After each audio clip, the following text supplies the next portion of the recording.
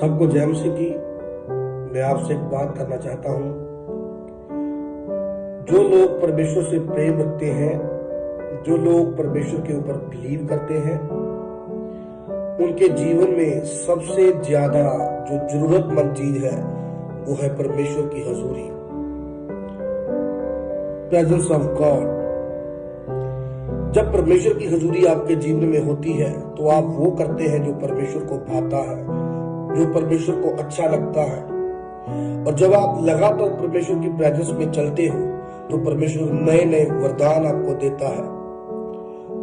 वो बिलीव करता है कि अब अगर मैं इसको अपनी अनॉइंटिंग इसको सामर्थ दे भी दूंगा तो ये संभाल के रखेगा, क्योंकि आपने परमेश्वर की हजूरी को संभाल के रखा है। लेकिन परमेश्वर की हजूरी को लोग खोते कैसे हैं कि जब वो प्रार्थना करते हैं, जब वो बाइबल रीड करके अपने रूम में से निकलते हैं, तब वो बहुत सारे ऐसे लोगों को मिलते हैं जो परमेश्वर की हजूरी को खराब कर देते हैं।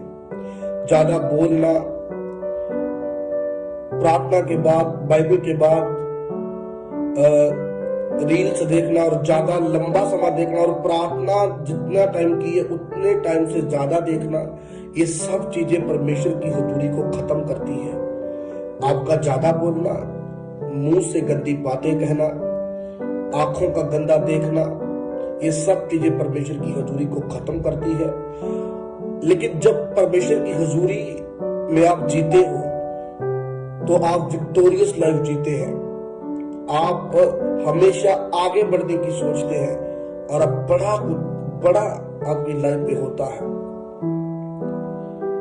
तो जब आप परमेश्वर की हजूरी को संभाल के रखते हैं तो परमेश्वर आपके ऊपर बिलीव कर पाता है।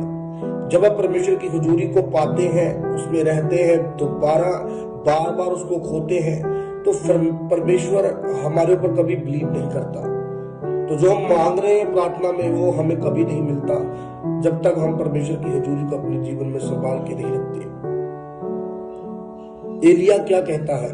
उसने कहा, मैं जो परमेश्वर के सामने रहता हूं, मेरे कहे बिना ना तो मेघ बरसेगा ना धरती पर ओस पड़ेगी। तो वो क्या है कि एक व्यक्ति जो परमेश्वर की प्रेजेंस में रहता है, वो जो बोलेगा उसके साथ वही होगा, वो जो कहेगा उसके साथ वही होगा। इसलिए परमेश्वर की प्रेजेंस को संभाल के रखें, ये बड़ा जरूरी मैटर है। परमेश्वर की हजूरी को संभाल के रखें। खुदा आपको बढ़ाएगा, नए नए वरदान देगा, मसा देगा, जिससे बंधन टूटेंगे और आप आजाद होंगे और आप विक्टोरियस लाइफ जिएंगे। ब्लेसिंग आपका हिस्सा होगी। सबको जय मसीह की।